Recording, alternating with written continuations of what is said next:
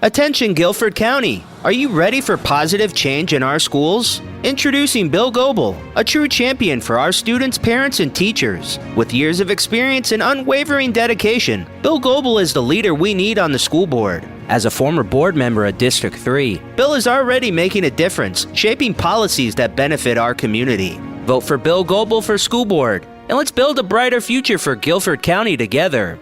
Paid for by the Citizens for Common Ground. Coming up in this episode of Finding Common Ground.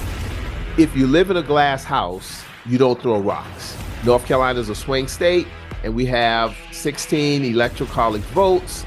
This is a big deal because this young man is the person that former President Donald Trump called Martin Luther King on steroids. This young man has been all over the scenes for the Republicans, and everybody loved him.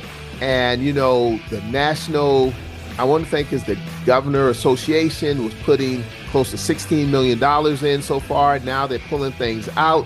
Now some of his key staff resigned, and it's a national story.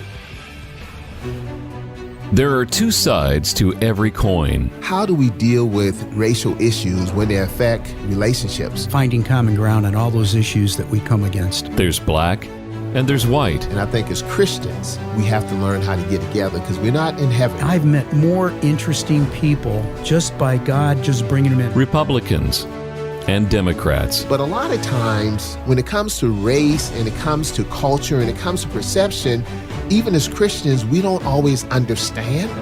We look at it through our lenses. There's Bill. I grew up in a suburb of Cleveland called Parma. Any black people in Palmer? There was not one. Not one black person, Not Bill? one. Come on, Not Bill, you one. got to have one, a Nope. token black person, a token. And there's Odell. I grew up in Charleston, South Carolina, public housing, single mom, divorced single mom of 4 kids, and I came up through segregation and all that kind of stuff. If a black person drove through the town, the police would stop and escort them out. Bill and Odell are finding common ground. A part of what we have to do is listen to each other, find the common ground, and question, not questioning you like you're on a witness stand, but questioning you for a better understanding. Father God, we just come to you in the precious name of Jesus Christ. God, we thank you for your grace and your mercy, and we continue to pray for peace in the Middle East. God, we continue to pray for families in need, and God, we just say thank you for this great country that we live in that we call America.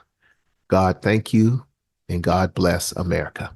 Dear Heavenly Father, we just lift up this time of the season with elections and all that goes with the elections, the campaigns. Lord, we ask for your blessing on my campaign as I go about talking to constituents and putting up signs and going to meetings. Lord, thank you for the energy and the support and the folks that have come around me so that I could go out and campaign. Amen. Amen. Bill. Yes, sir. I'm looking at news, and we're going to talk about why North Carolina is on a lot of national news, but something that happened. You invited me and my wife out to the Outer Banks with you and Dora and your family. Mm-hmm. And somewhere down there, I'm seeing now where houses are falling in the ocean, falling in the ocean. I think it says a third house has collapsed in 4 days in North Carolina coast as officials close off the beach to the dangerous debris on the shore and in the water, official says.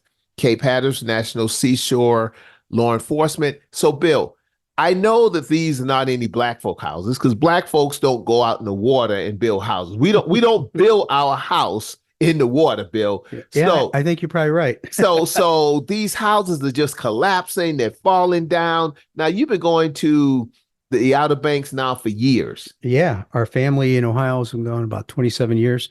We go to Duck, which is north of Cape Hatteras, and there's a couple houses that when you drive down the beach, they're right on the edge. So I suspect with a big storm, they're going to be gone too. When I look at these houses, they look like they've been there for a while. Mm-hmm. And someone owned the houses, obviously. And it's probably no surprise that, hey, guys, last year 1 or 2 fell. This year, so far, 3 or 4 of them are falling. So sooner or later, easy for me to say, but why don't they just pull them down before they fall down? That's a good question. That's a good question. I don't know the answer to that. That's a great question. You know, maybe the people think that they could fix them up and withstand that water or reclaim the sand. I don't know. Speaking of, why don't people make decisions that, or better than that, Bill, it's one of those situations. How do you get someone to change their mind about something? So if I have a house, a beach house, and my house is falling down, and I'm like, nah, I'm not going to tear it down. Think about what's happening nationally, with our Lieutenant Governor, Mark Robinson's campaign. Now, everybody who's not been under a rock know what happened, all the allegations. So I don't want to get into the allegations because they're allegations, and Lieutenant Governor Mark Robinson says they're not true. My understanding, he says he's got a law firm and they're going to sue CNN. CNN said it is true. So we're just going to go from there. But what I do want to talk about is the fallout, not the allegations. Everybody know what that's all about, but the fallout from the allegations, Bill. And when you start thinking about it, some people say, hey, put a fork in it, he's done. Other people would say, if you live in a glass house, you don't throw rocks. No rocks in my hands, no rocks in my pocket. North Carolina is a swing state, and we have 16 electoral college votes. And, this is a big deal because this young man is the person that former President Donald Trump called Martin Luther King on steroids. This young man has been all over the scenes for the Republicans. This young man has been front and center, and everybody loved him. And, the national, I want to think, is the Governor Association was putting close to $16 million in so far. Now they're pulling things out. Now some of his key staff resign, and it's a national story, and the thing about it is, at one time, it's almost like he was the poster child for the Republican Party, where he was part of Trump's sale to give him win and show that, okay, Black folks, okay, other people, we're open. And now it seemed like he's an anchor for the Trump campaign in a lot of the people. But I don't think the local Guilford County GOP has made a statement concerning Lieutenant Governor Mark Robinson and how the aftermath has affected them. Have you heard anything, Bill? Yeah, they made a statement. They published a statement. I'll see if I can find it here on Facebook. On Facebook? Yeah, they posted it on Facebook. Let's see here. Message from the chairman. Democratic politicians and candidates resort to personal attacks on their Republican opponents. Huh. That's interesting because that's what they did to me. Okay. Jeez. Wow. Okay. I'm going to read that again. Maybe I misread that. Democratic politician and candidates resort to personal attacks on Republican opponents. Holy moly. And when failing to make a compelling case for their policies, unsubstantiated allegations have been directed at Lieutenant Governor Mark Robinson, propagating through the lapdog media without... Lapdog? Yeah. That sounds like my guy. That sounds like him. Citing any sources. I thought they said it was CNN. Keep reading, please. Democratic gubernatorial candidate Josh Stein, instead of running on his record or agenda, has chosen to attack Lieutenant Governor Robinson. Stein's tenure as Attorney General of North Carolina has been notably ineffective as the epithet of white privilege. Whoa. They didn't play the white card, did they? They didn't play the white privilege card, did they? Yeah, it looks like they are. Okay. About which Democrats love to preach. Stein can't help himself in this misguided attempt to tear down a conservative Black man. Electing Mark Robinson as our next governor would destroy the Democratic limousine liberal narrative that they know what's been best for the minorities. Stein has not presented solutions for slowing or stopping illegal immigration, reducing crime, or improving the economy of North Carolina. His inclination to criticize Lieutenant Governor Robinson using highly questionable and unreliable evidence indicates lack of substantial solutions. The Guilford County Republican Party advocates for pragmatic, rational policies to enhance North Carolina's well-being. The election of the Republican is the best solution to improve the state. Our efforts are directed at combating rising crime, bolstering the economy, and curtailing the influx of undocumented immigrants into our state.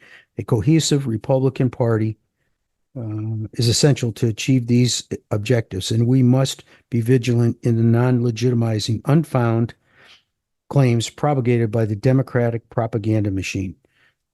Chris Meadows, chairman of the Guilford County. Say it ain't so, Bill. Say it ain't so. Say that my friend didn't go out there like that. My friend played the white card. My friend played the black card. My friend played the liberal card. Say it ain't so, Bill. So let me say it ain't so. Let me read you a letter that an email Chris Meadows sent me. Oh, man. Okay. It says, Bill, at the last Guilford County GOP Executive Committee meeting, May 8th, a resolution was passed overwhelmingly with no opposition to officially charge you with party disloyalty. This is different than a censure resolution that was passed last month, which put a temporary ban on your involvement in party activities at the county level. We will suspend the ban tomorrow for the day of the meeting so that you can attend should you want to. A charge of party disloyalty carries with it a ban from all party activities and offices ranging from 6 months to 5 years. Additional punitive measures outlined in North Carolina GOP plan of organization. With this charge being an official and formal action, you have the right to defend yourself and explain your actions. The hearing will be held on Tuesday, May 23rd at the GOP headquarters, tentatively at 7 o'clock. I realize this may not be of much concern to you, but there has been a great deal of interest in kicking you out of the Republican Party because of the mess you've created. I believe you have brought this on yourself. I don't know if any Republican supporter remaining that will speak on your behalf, but I have not heard one Republican in Guilford County or North Carolina that is standing by you. I've heard that several prominent Republicans have asked you to resign, and all I did was try and volunteer to help solve a problem. Wait, I'm speechless. I'm speechless. So you I'm go speechless. from that comment to this. That's just one of many. I can pull up more. No. You know, it's interesting that when you look at it, and again, we're not dealing with the allegations. We're dealing with the fallout. Let's share some facts here. And then I want to get back to your welcome to the neighborhood letter. The facts are, back to my questions, how do you get people to change their mind? And sometimes people are not going to change their mind. But it says 2 GOP governors withdraw support of Robinson as he vows to fight on. 2 Republican governors have withdrawn their endorsement of embattled North Carolina Lieutenant Governor Mark Robinson. Georgia's Brian Kemp and Tennessee's Bill Lee withdrew their support in the aftermath of the September 19th CNN story that said, and we're not going to get into all what he said, but Lee's decision is partially noteworthy given he is the chairman of the Republican Governors Association. That's the organization that gave the $16 million. That's the organization that said they're not putting any more money in the race. They're going to take their money and put it someplace else. Then it says Governor Lee is no longer supporting Lieutenant Governor Robinson's gubernatorial bid. Lee's spokesperson, Elizabeth Johnson, told the Tennessean on Monday Lee had scheduled to travel to North Carolina this week for a Republican fundraiser, but Lee's office confirmed the $500 per ticket event has been canceled. Meanwhile, the Atlanta Journal-Constitution reported Monday that Kemp's office said he would not be offering further support to Robinson's campaign. Kemp and Robinson campaigned together as recently as August, according to the newspaper. Kemp and Lee appeared with Robinson during the 2024 Republican National Convention, in which Robinson gave a short speech. Although former Republican President Donald Trump has not said whether he continues to support Robinson has not appeared at recent Trump campaign rallies in the state, including September the 21st in Wilmington.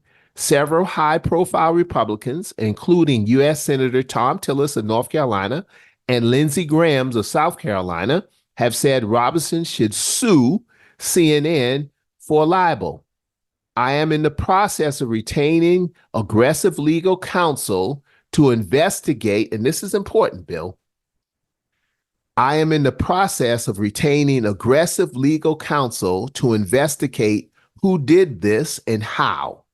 We will leave no stone unturned and will use every legal means to hold CNN accountable for perpetrating these lies, Robinson said on his Facebook page on Monday.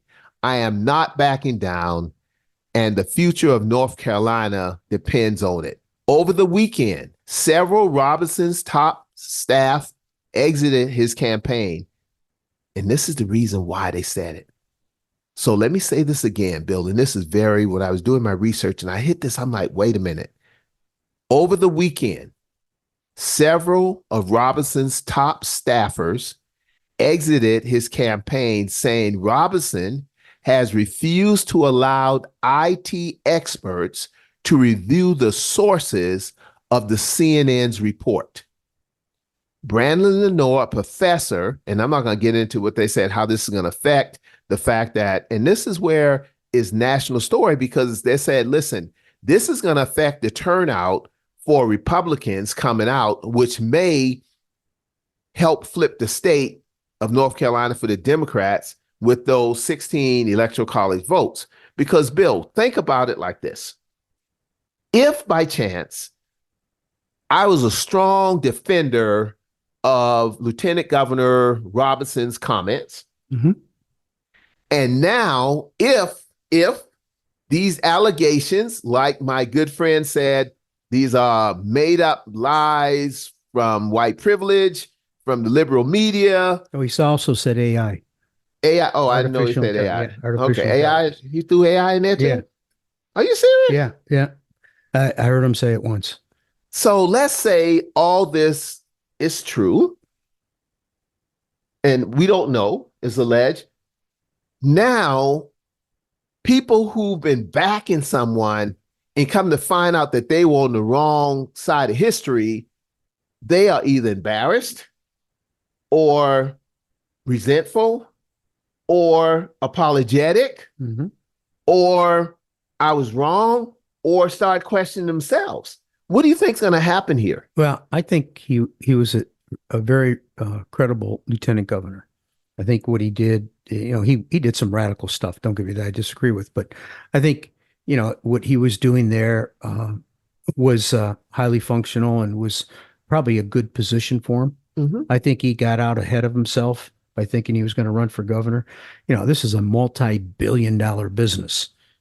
The guy's never had any employees underneath him. He's never run a company. He's never put an organization together. He's been lieutenant governor for 2 years, and that's it. Wow. So, but he's a great orator, and he can just get everybody riled up. And, I guess they thought he'd put a strong team around him that would help him. But, if you look at qualifications and experience, forget about the D or the R. Josh Stein has that by far, more qualifications and experience.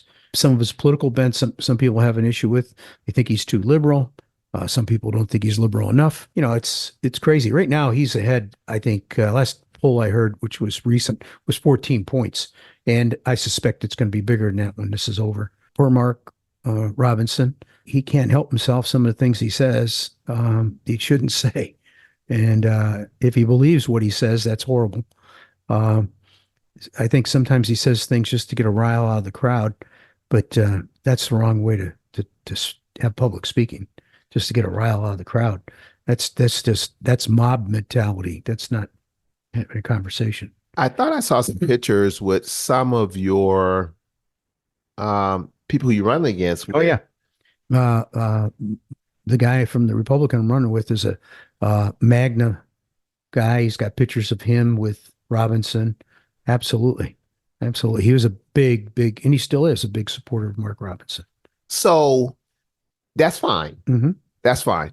I got into a conversation at a fundraising dinner party, happened to be one of your events, with a young lady who's so nice and kind. And she was going in on Robinson and asked me, being the black guy in the room, what did I think? And I said, well, I like Robinson. And she looked at me like she was shocked. I said, I don't agree with what he says, but I like the fact that he's bold enough to say it. And I like it because Odell always had a philosophy that 50% of Black folks should be registered Democrats. 35% of Black folks should be registered independents, and 15% of Black folks should be registered Republicans. So the 50 Democrats and then the 35 and 15 others, that way Black folks are represented in the system. And she looked at me like I had two heads. Yeah. And she came back at me and said, but how can you say you like him? And I defended my ability to say I liked him. And it got intense, and I really respect this person, and I believe that she respects me. So we kind of de-escalated the conversation. But Bill, let me tell you what happened though. Mm-hmm. When all this stuff hit, and it's alleged, mm-hmm. I found that individual's phone. I asked someone near and dear to me, it was you. I said, can you give me the young lady's, without mentioning her name, her cell phone? And you gave it to me, and I called her. And I apologized to her because what she was saying about this situation, this individual, it appears, and this is not factual yet, it appears that she may have been right and I may have been wrong. I don't know. Mm-hmm. But I defended my position to support what he was doing so strongly, and I wouldn't back away from it because I liked the fact that he had the right to. And she was looking at it from a total different perspective. If this turns out to be true, mm-hmm. do you think my good friend would ever come out and apologize for being wrong like I did? You mean the person you talked to that you apologized to? No, I'm talking about the person who's wrote that letter as the chair of the GOP. Oh, yeah. Would they say, okay, we missed it. Would Chris Meadows apologize to you?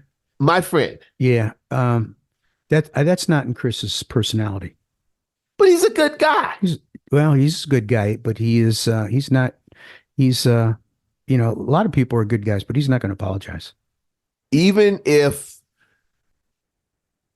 Lieutenant Governor Robinson is found to be wrong and you put a public statement out there and you're responsible, because I think that's what the letter to you is all about, that you weren't responsible. I wanted to do the job and I knew I could do it. So I didn't volunteer my name because I didn't want to do it.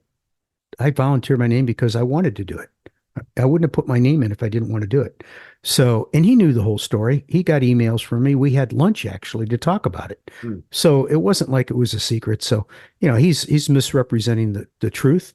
In fact, I had WFDD in here this week. They interviewed me, and the lady said, can you give me the whole story on what happened? And when I told her, she goes, oh my gosh, I have no idea. I got a total different image that you were behind the scenes manipulating everything to get in this position. And I said, no, that's not true. I've never met the chairman of the school board until the day I was appointed. Never talked to her. And I didn't talk to anybody on the board. And so the only people I talked to was the Guilford County GOP. So she was shocked. I don't know what she's going to put in WFDD, but it will be a whole segment. How do you think people feel that donated to Mark Robinson's campaign? It's alleged. Well, how do you think people feel when people that donated Mark Walker's campaign? Ouch. I sat on the front row. It was a big old bus, and I sat on the front row, and they unveiled this sign that said, Walker for governor. And I was with you. You were with me. Yeah, we were sitting in the. So I wanted you to know, I brought my T-shirt.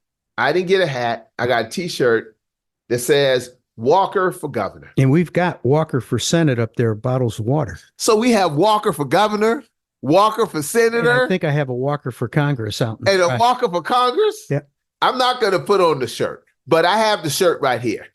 Now. I didn't get a shirt. The heck's I donated a lot of money to him. I didn't get a shirt. Okay. Bill didn't get a shirt. We're going to find a shirt. Obviously, there's boxes of Walker for Congress shirts somewhere in somebody's garage. I'm going to talk to Tim Sessions. We had to give him the Goodwill. No. The homeless guy down the street. No. The homeless black guy is not going to be walking down the street. I'll take him to Ukraine with me. No.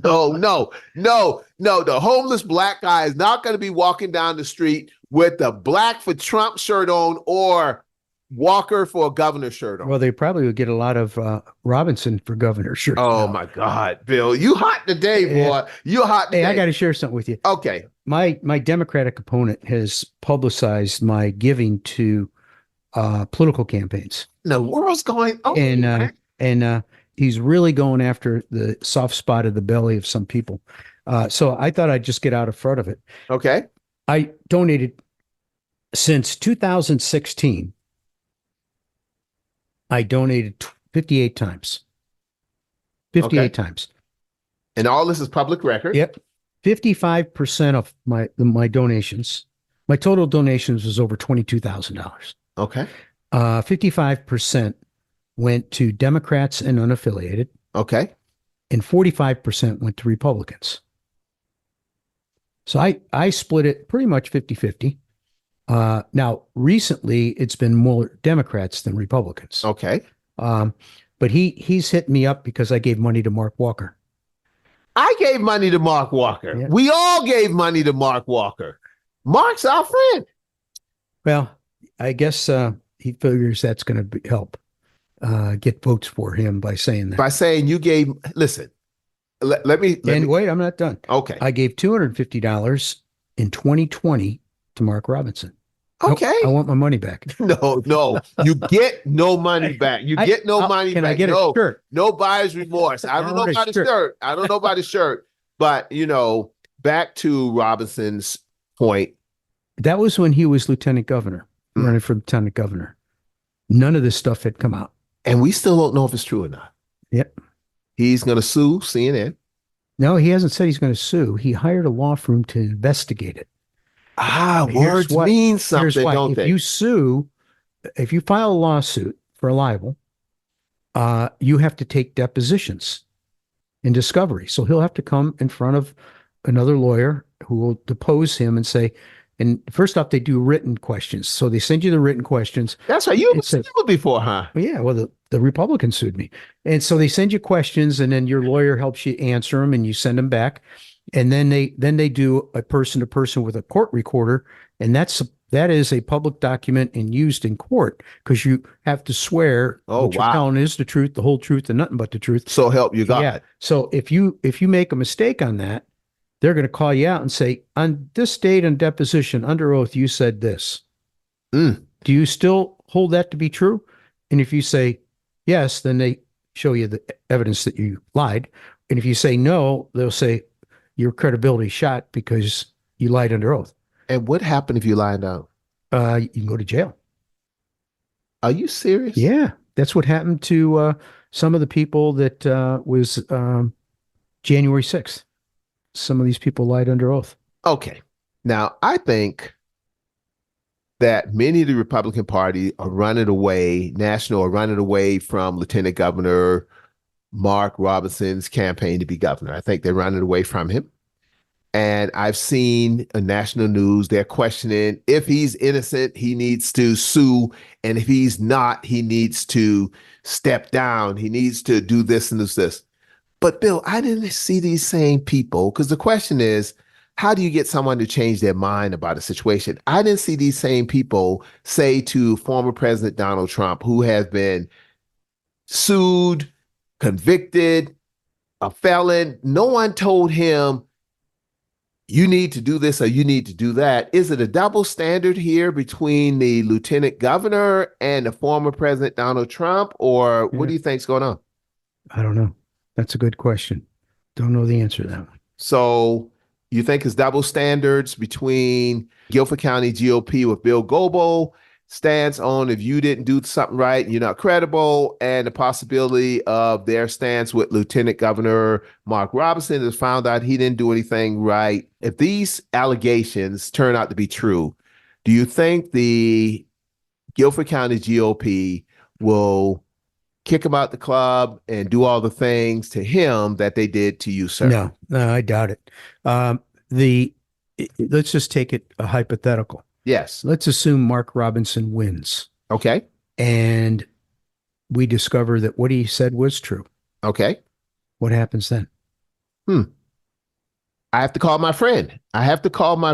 Who's over the Guilford County GOP, and we got to meet at my corporate headquarters at Panera Bread on Lawndale, and I'll get the answer. So, my friend, I'm getting ready to call you and ask you this hypothetical. What do you think he'll say? Blow it out your ear. Blow it out. I haven't heard that in 99 years, man. What does blow it out your ear even mean, Says, Bill? I'm not going to answer. Okay, all right. Well, listen, a lot of my Black Republican friends, and yes, I do have Black Republican friends. I have Black Democratic friends and associates. I have Black independents, and they say, Odell, some of the guys who say they're independent, they ain't really independent. They're Republicans or Democrats, but they just don't even want to be labeled. So that's what they say. So they're struggling, Bill. They're struggling with this whole thing with Lieutenant Governor Mark Robinson, because a lot of them's like, we had a chance to have the first Black governor in the state of North Carolina, and they're struggling with, I just don't understand it. They can't square it. So I'm meeting with them and I'm talking to them, and some of them are embarrassed, and it's almost like it's just mashing of teeth almost, Bill. It's almost like agonizing, and you got the NRA, you have the national conventions, you have him in his book. And again, I still have Mark Walker, t-shirt and hat for governor. So it's going to be interesting when we meet I don't think you could be invited, Bill. I mean, I would invite you, but you know how sometimes you have places, your friends, who you really can't invite a black guy there? Yeah. Yeah, they're like, it's okay, but leave your Black friend Odell. You don't want him to come there, and that's true. And I know you've never said that, but I know it's been some situations I could just tell. It's like, yeah, Odell, da. So I'm gonna say you're not invited, Bill, to our corporate headquarters on Panera Bread on Lawndale when I talk to my buddy about what ifs. Is that okay with you by not being invited, Bill? Yeah, that'd be fine. But I am going to be standing outside the window looking in and making faces. You gotta have your face up to the window, Bill, breathing, and all the stuff will get there, because You know what I'm going to do? Yes. I'm going to get a Mark Robinson mask and stand in the window. Don't do that, Bill. Don't do that. Don't do that. Because realistically, this may end up being the October surprise that may switch the state of North Carolina either way. Well, that's this control the presidential election. Well, I think you've just hit something. This particular situation with Robinson has impacted negatively the Republican candidates and positively all the others. So the poison pill is, if you've been associated with him, you're poison. That's why my Democratic opponent keeps saying, well, Bill donated to Mark Robinson, because he knows it will set off the Democrats. People don't even know who your Democratic Party, a Democrat opponent. I'm a Democrat. Okay. I don't even know how long has he been in town? Yesterday? We were out this weekend, and we put out 500 yard signs. We still have another 1,500 to go. I saw 1 yard sign for the Democrat and 6 for my Republican guy. And that's it. Bill, I'm a Democrat. I'm a lifelong Democrat. Good-looking Black guy. If you cut me, I bleed Democratic red. I don't even know who the guy is. How long have the guy even been here? What's his credibility? How and what happened, man? What horse did he ride in on, Goble? What horse? I don't know. I have no idea. I've tried talking to him about,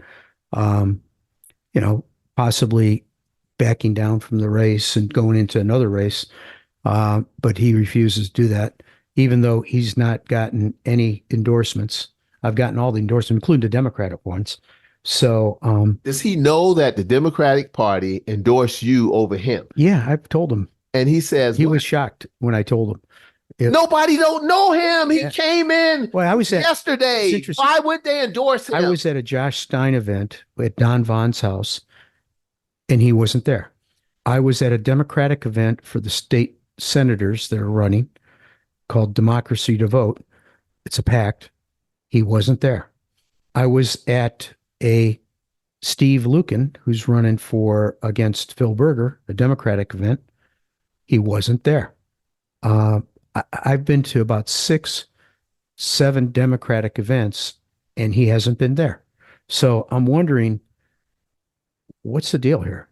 Is he a Republican plant to pull votes away from me? I don't know. Do you ever go to any Republican events? You should ask your friend that question. Okay. All right. So we have 2 things on our agenda when me and my friend meet at Panera Bread, our corporate headquarters. So, Bill, do you ever go to any Republican event? Can you even go to Republican events? Have you been barred from all official Republican events? I think I have been. I don't know. I haven't tested it. I figured, I know how they feel. When we had our panel discussion, I reached over to shake his hand, and he refused to shake my hand. That's when the guy called you despicable. Yeah. And then that was front page. That was front page story, man. Yeah, it was. And it's on YouTube too. I'll have to post it on our Facebook page. But as we were standing in the lobby, people were leaving, and I was thanking them for coming to the League of Women Voters. And I accidentally, one of his supporters looked at me and says, "I will not shake your hand either." And I looked at it and I said, "That's good to know." What is it about? I don't know. I guess it's their way of saying I'm despicable. Okay. Let me move to something else, and I'm going to come back to this. I'm going to get a Despicable Me t-shirt, that movie. I think that's already copyrighted. I know, but I'll get one from the movie. I'll just buy it online. Okay. You'll wear one and I'll wear one.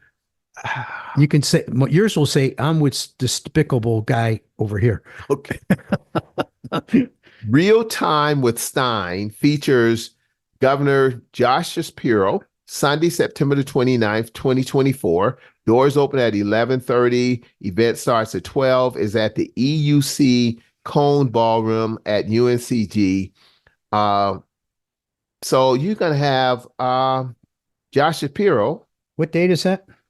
It's on Sunday, September the 29th, 2024. I'll be in Ukraine. Let's talk about Ukraine. You're going to Ukraine. Mm-hmm. Tell me a little more, because I'm sure you know a little bit more about the trip now. Tell me a little more about Ukraine, please. I will. There's a number of things in my life that I've done without an agenda. Mm-hmm. And I just go because God's opened the doors, and it's phenomenal what happens. And one of them was, remember there used to be this thing called Promise Keepers? I was a part of Promise Keepers. Yeah. We went up to D.C. and everything else, went up to Washington, D.C. Yep. I was a part of that. So I was in a suite at the Charlotte Motor Speedway with a group, and they were a bunch of Christians, and they were sponsored. I guess they were pretty wealthy people from Texas. And Dory was with me. She was pregnant with Lisa Kay at the time. Okay. And we were down in the pit areas. Then we went up to the suite, and I just started talking to these guys, and I said, I said, "Where are you from?" They said, "I'm from Dallas." I said, "I'm going to be in Dallas in 2 weeks." And they said, "Really? What for?" I said, "I don't know if you heard of this thing. It's called Promise Keepers." And the one guy looks at the other and he says, "We're one of the primary sponsors." Wow.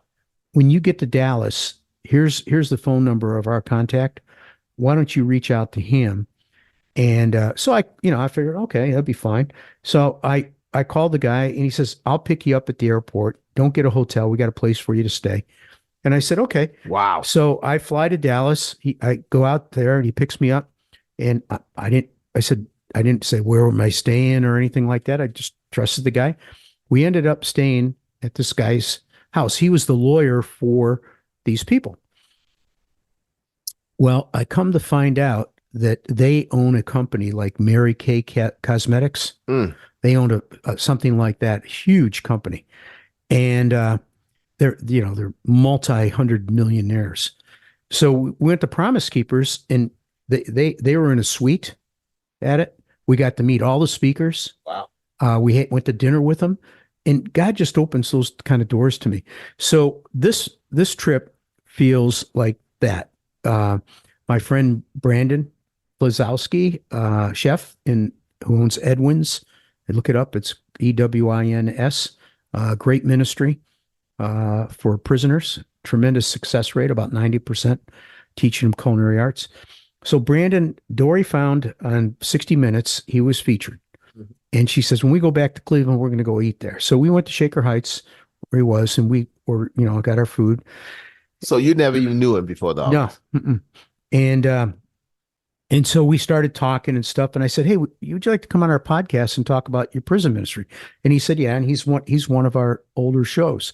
And so every time we went back to Cleveland, we would go to dinner. And I told him I was doing stuff with the Boy Scouts there in Cleveland. He says, well, what are you doing? And I told him that, we're doing this bourbon barbecue and cigar event. He goes, I'll donate a dinner for 6 with wine pairing, and I will cook the meal. Wow. So he did, and I won it. I paid for it, and it was pretty expensive. And but I took Dory, and I took Elisa Kay and another cousin, Chrissy, and then the scout executive and his wife. And we had a phenomenal time. And at that time, Brandon said he had just gotten back from Ukraine. Then we had him on the show for that. Right. He said, I'm going back. But this time, there's a world-class chef in Ukraine that in Europe, he's very well known. And him and Brandon became good friends. So when Brandon was there last time, there was a children's hospital that needed a kitchen remodeled. It was pretty bad shape. So Brandon and I are going to fly to Krakow Sunday and take a train to the border. No, we're spend a night in Krakow. And then, so we get in early in the morning, we'll spend a night there, and then we'll get up in the middle of the night, take a train overnight to Liev, where the children's hospital is. We're going to check out the kitchen, make sure we know what we need. Brandon's already raised close to $30,000 for this. And we're going to hang out with the kids. I've got all kinds of stuff for him. He's got all kinds of stuff for him. I'm taking the Bikes for Kids bracelets that say, think big, work hard, no excuses, in the books. And Girl Scouts are bringing some stuff over. I'm going to carry with me some letters. And I'm carrying over 6 Ukrainian flags. I'm going to have them autograph it, the kids. And I'm going to give one to each elementary school in my district. And maybe we can hook up a Zoom call with the kids in the hospital and the kids in the elementary school. So we're going to see if we can make that connection. So we're going to take an overnight train to Kiev. And at Kiev, we're going to spend a couple days. I'm going to meet the Boy Scouts there and the leaders of the Boy Scouts in Ukraine. Brandon said he's cooking this 5-course meal with this chef, and he doesn't want me anywhere near the kitchen. He's got sous chefs that know what they're doing. He says, but there's a car. You can go driving around during the day and sightsee. Is a car available for you to drive around Kyiv that we've all seen on national news 2 or 3 times? I think one time Russia was trying to take it. They may have had it back. So you're going to go sightsee a bombed out city by yourself. Mr. Goble, do you know there's a war going on? And I don't speak the language. So I told him I may not want to do that. He said, no, don't worry. They only bomb at night. You don't have to worry. I said, I don't know. I don't speak the language. So turns out when we get into Poland, he had met a lady, a lawyer, that now takes people that come in from foreign countries like myself and Brandon and stays with us the whole time and, make sure everything's okay. So for me, once she feels she can trust me and, I'm not trying to manipulate anything, she's the one that can coordinate the Zoom calls and all that. But he says she'll take you anywhere you want. So I have to go downtown Kiev to the headquarters of the Boy Scouts. I'm meeting the national chair, a couple of board members, and some scouts for about 2 hours. And then they've got to go someplace. And the dinner is that night at 6:00. I'm going to go to it. I'm hoping Zelensky comes. Can I get a Mark Robinson shirt to win? Bill. Okay. All right. Let me get a straight face here. Okay. It's a war going on. We know that. Many people, well, I can only speak for Odell. I thought that thing would be over. That war would be over in the first month. I thought Russia was going to go in there and roll over them like stepping on an ant, to be honest with you. But it didn't happen. No, it didn't. So to your point, resilience. So when you start talking about resilience and the people and the children and all these, I mean, Bill, what do you anticipate seeing when you look in these babies' eyes? What do you anticipate seeing? Because resilience is like they grew, some of them were birthed in a war zone. Yeah. Raised in a war zone. That's all they know is war zones. I don't know. And that's, all kidding aside, this is a God trip. This isn't a Bill trip. And so I'm just going to go where the doors are open and I'm meant to be. I'll know it when I'm there. The only thing I've planned so far is to meet the kids, to be in Kiev, to meet the Boy Scouts, and to have a dinner at this famous restaurant in Kiev. That's the only thing, and get on a plane to Krakow. That's it. Do you know that they're flying drones and surface-to-air missiles and shooting down planes and blowing up bridges? And Goble, this reminds me of one. I remember when you and the gentleman first started talking on the show, and you all were talking about going to Ukraine. Do you remember what the good-looking, slim and trim black guy said? Well, we invited you, and you said no. I said the black boy from the dirt roads of South Carolina didn't lose a thing in Ukraine, so I'm not going to Ukraine to find anything at all because I didn't lose it, I didn't leave it, and I ain't mad at you. Go enjoy yourself. Joyride, do the tourist thing, get the Uber. Well, I visited a doctor and I told him he was going to do some stuff on me. And he said, I told him I was going to Ukraine in a week. He goes, "No, I'm not going to do anything on you. I'll wait till you get back." He said, "But I'll tell you what, I'm going to write prescription for you to take stuff over. EpiPens, ointments, stuff they probably couldn't get. So I'm going to carry a bunch of stuff." I went and got it. And so I said, "What would you like from Ukraine?" It's a fair question. He said, "I want a piece of a Russian tank." Oh my God. I'm speechless. As we head toward home, let me say this. First thing, I commend you for going. I'll pray my blessings over you. But back to today's conversation, you don't throw rocks when you live in a glass house. Some said the Robinson campaign is done. You need to put a fork in it. Some says that, Trump used Lieutenant Governor Robinson in the early days as a sail to help push him over the state of North Carolina. But now it turned out that Lieutenant Governor Mark Robinson may have been an anchor that's holding Trump back. Many of us say there's no rocks in our hands or in our pockets. We understand that North Carolina is a swing state with 16 electoral college votes. We know that the National Governors Association has pulled money out and said they put $16 million into Robinson's campaign, and they're not putting them more in. We think we understand that a lot of key staffers has resigned over the fact that they said Robinson would not allow IT to go in and dispute or whatever what CNN is saying. And many says that Trump is dropping Robinson like a hot potato. I don't know, Bill. I don't know what's going on. But what I do know is that it's hard to dig your heels in on a position, whether it's the position of abortion, whether it's the position of the economy, whether it's the position of immigration, whatever the topics are. And you find out that things didn't quite go your way. It's hard to say, I was wrong. I was misguided.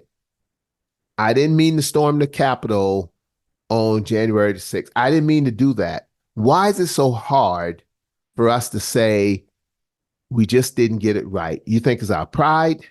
You think it's our intellectual capacity, is all our well-being is all wrapped up in that? Because many of us say that we're Christians and we do these things and I believe it, and we make mistakes.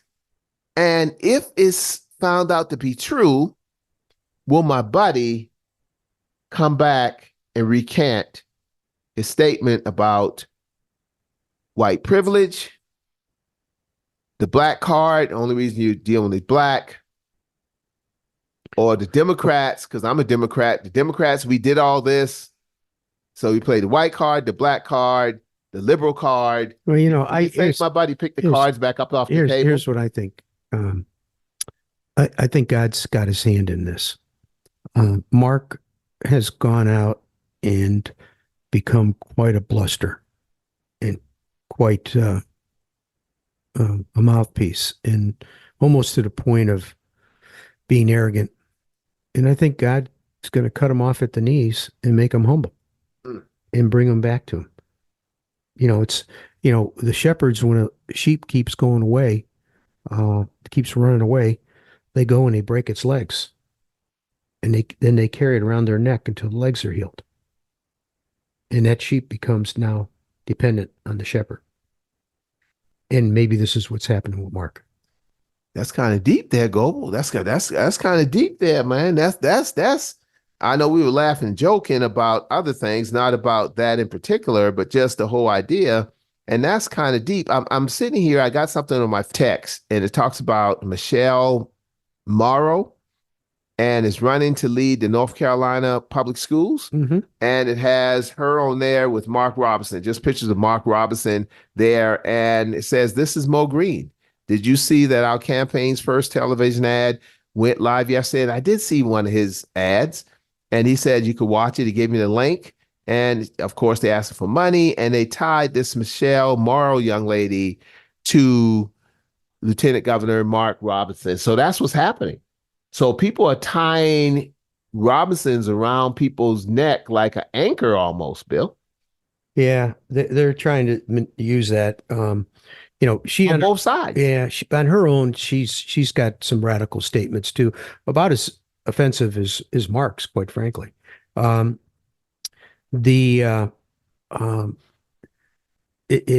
in a tougher race. Stein has a pretty substantial lead on Robinson. Unless there a miracle happens, it's going to be Stein. In the case of Michelle, she has a chance of beating Mo, and she wants to eliminate diversity, inclusion, all kinds of other stuff. And I don't agree with her policies. Bill, tell us as we close, because it's been a while, what is Bill Goebel running for, and what's your policy, sir? Running for school board, and I am going to be focused on a couple things. Our superintendent's doing a great job, and she's getting our test scores up. I need to understand how we use those and how they're rated. It's a very complex system. Last night they tried to explain to me, and I couldn't understand it. So I got to sit down and learn that. But I also know that I think just being active in the community, in the schools, showing support for the teachers. I'd like to see the teachers do less administrative work, take some of that off their table. Certainly want to see increased pay for the teachers, the maintenance people, the cafeteria workers, and the bus drivers. You know what a plumber makes for when they work at Guilford County? No, I think $30, $40 an hour. Less than $16 an hour. And I added that up. Skilled plumber, licensed plumber? Yeah, I added that up. That means their take-home pay is $2,400 a month. So these are working poor. That's below the poverty level. That doesn't make sense. No, it's crazy. So I want to work on fixing that. And it's part of it is the state has underfunded us. And then the other thing is I want to build our endowment up. It's only about 20 million. So I want to get it up as big as I can get it. So start putting a team together and start working on that. And it takes years to build an endowment, but you got to start now.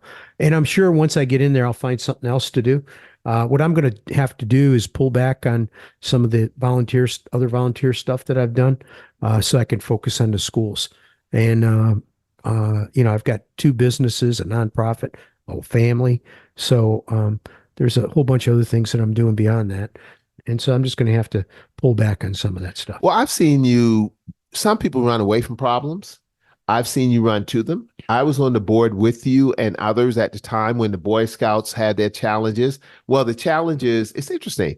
The challenges was years earlier, but the challenges surfaced And some people resigned from the board. I'm not dealing with this. You were one of the ones that said, okay, I had nothing to do with it, but I'm here as part of leadership and I'm going to fix it. And you wrestled along with other people all over the country, came together and wrestled, because I remember you used to fly to corporate headquarters at the Boy Scouts long time ago. Now it's called the Scouts. And you all fixed the problem, Bill. How hard was it fixing problems? Because everybody can't fix difficult things, and you've done that. It was the biggest bankruptcy case in the history of the United States. It involved every state of the Union. And many times,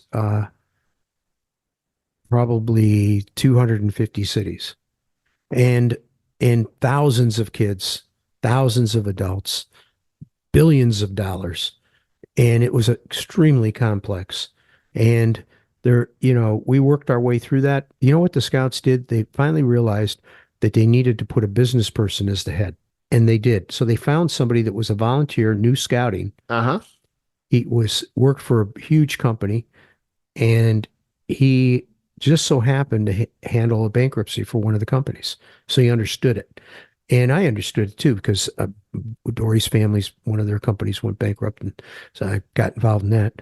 They put a team together of volunteers, and these were lawyers, bankruptcy, heavy duty. They put a team together, and we worked our way through it. And we finally got it settled. It took a long time, and basically bankrupt the Scouts, the national organization, not the councils.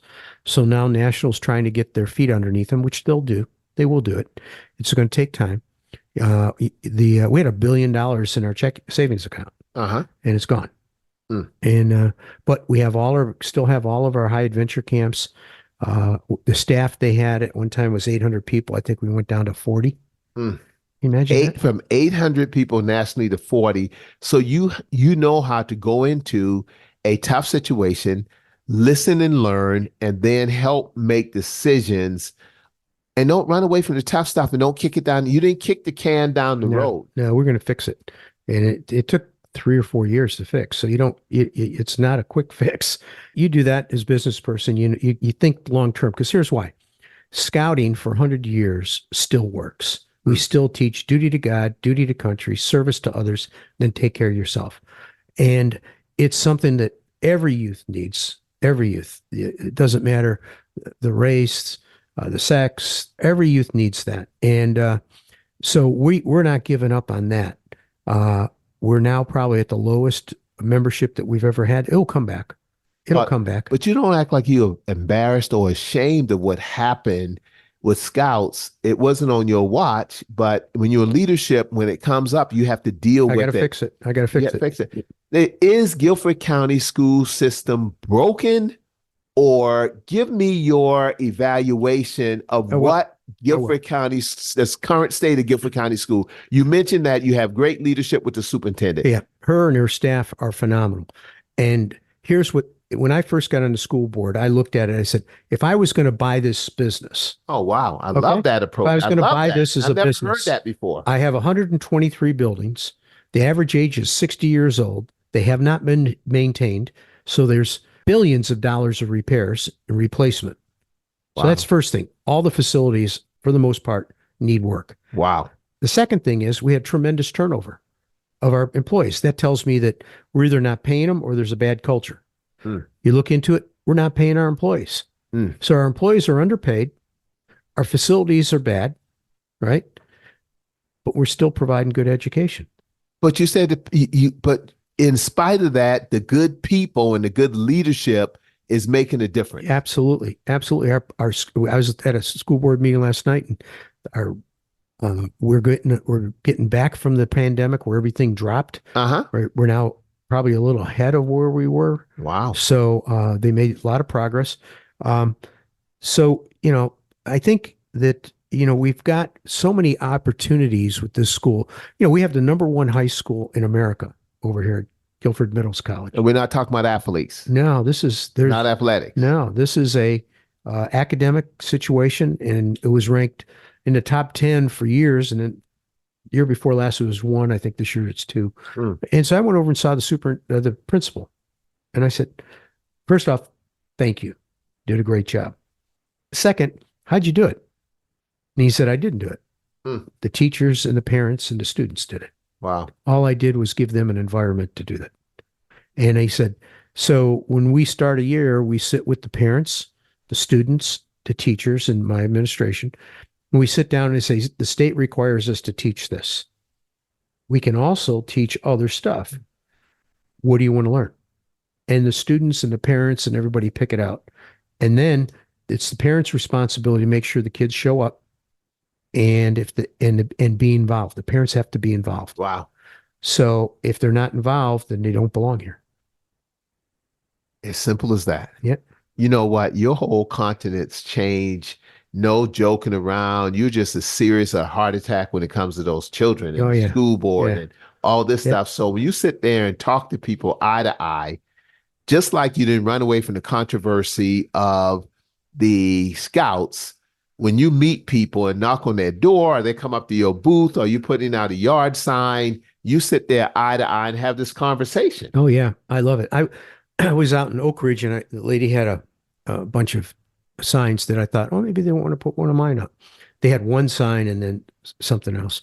And so I knocked on the door, and they came out, and the wife came out, and she started talking to me. And then the husband came out, and we probably talked about 15 minutes. Okay. And her thing was, where do you stand on vouchers?